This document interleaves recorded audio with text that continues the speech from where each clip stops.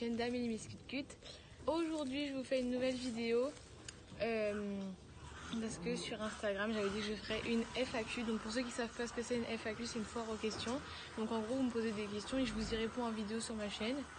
Le truc c'est que j'ai eu beaucoup de questions qui étaient en gros combien j'ai de tracteurs, combien j'ai de vaches, combien j'ai d'hectares, il y a combien de personnes sur l'exploitation. Et après c'était des questions aussi sur moi, ce que je faisais comme études, etc. Donc du coup j'ai décidé de transformer un petit peu cette vidéo en présentation de mon exploitation et de moi. Comme ça vous saurez un peu plus sur tout ça et ça changera des FAQ que j'ai déjà fait sur ma chaîne.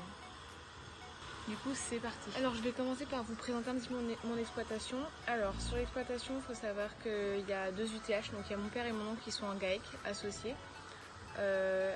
2 UTH et demi puisque moi je suis en apprentissage au sein du GAEC, donc à mi-temps puisque c'est une semaine je suis à l'école et une semaine je suis ici.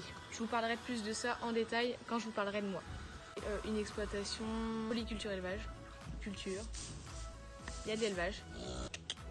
Au niveau de l'élevage on est en bovin allaitant charolais, donc c'est notre race, mais on fait également du croisé blond d'Aquitaine sur nos génisses pour avoir une facilité au vélage. Donc en fait il faut savoir que le blond d'Aquitaine ça sort des veaux plus petits à la naissance et du coup pour nos génisses qui n'ont pas trop de passage c'est plus pratique. C'est pour ça qu'on a choisi ce système. C'était à peu près entre 80 et 90 vélages normalement dans les années précédentes. Cette année on est à taureau 111 bêtes et on vient de fouiller là ce matin. Il y a 3 qui sont vides sur les 111 qu'on avait mises à taureau. Donc c'est exceptionnel cette année. Oui mais t'as bu. T'as bu là. Voilà, nos vélages ils sont entre le mois de janvier et le mois d'avril. Donc là ça se termine, on a encore une quinzaine de bêtes qui doivent véler. Il y en a qui doivent véler assez tard, donc du coup les dernières on les met dans la pâture derrière la ferme, comme ça ça vèle derrière chez nous. Et c'est juste à côté de nos bâtiments. On a toujours à peu près la moitié des veaux qui sont mâles, la moitié des veaux qui sont femelles. Donc nos broutards à 1 an on les vend pour qu'ils aillent dans d'autres élevages d'engraissement. Et les génisses on les garde à 2 ans, jusqu'à 2 ans. À 2 ans on fait un lot qui ira à taureau, donc on en choisit 24. Et les autres en engraissement. On sélectionne pour la reproduction les charolaises en première. Et après on prend les croisées blondes si on en a vraiment besoin. Mais là cette année on ne pouvait pas les prendre puisque c'est leur père, le taureau qu'on a actuellement. Du coup on a 6 taureaux en tout sur notre exploitation. Le blond d'Aquitaine. Au niveau des cultures, donc en fait on a à peu près 230 hectares au total avec les prairies et les cultures. Donc ça fait 115 à peu près de cultures, 115 de pâture et prairies temporaires. Au niveau des cultures, du coup, on a du maïs, on en fait à peu près 30 hectares. Du blé, ça varie entre 60. On a du colza, soit pas de l'orge. On ne fait pas d'ensilage, ni d'herbe, ni de maïs. On fait beaucoup d'enrubanné, enfin quand on peut. Donc du coup, l'alimentation à l'hiver, c'est foin, paille d'orge, enrubanné. Et on a de la farine pour nos vaches d'engraissement. La farine, on la fait avec nos propres produits, donc la récolte qu'on fait à l'été, c'est un mélange maïs, orge, blé. Et par contre, on achète à côté de ça du tourteau de colza pour plus de protéines dans la ration.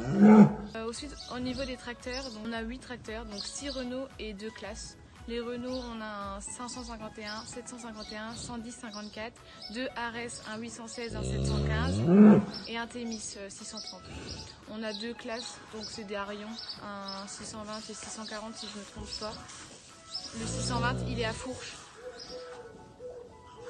Donc voilà, après le matériel agricole, je ne vais pas faire tout le tour, mais on a beaucoup de matériel à nous. En cumin, on a un broyeur, un roule. Donc voilà, au niveau de l'exploitation, tout est dit. Après, je vais vous parler de moi. Bon, et maintenant, je vais vous parler de moi. Donc, pour ceux qui me demandent, etc., j'ai 20 ans au mois de mai 2021. Depuis toute petite, je suis passionnée d'élevage bovin allaitant, puisque je suis dedans depuis ma naissance, quoi. Je suis passionnée aussi par l'équitation, donc j'ai fait l'équitation de mes 4 ans à mes 12 ans. À mes 12 ans, j'ai eu ma ponette qui n'est plus là maintenant et maintenant j'ai 2 autres chevaux à moi. Je monte plus en club, mais je monte toujours mes chevaux que j'ai à la maison. Du coup, j'ai fait mes années de collège dans un collège et ensuite je suis arrivée en seconde générale dans un lycée agricole.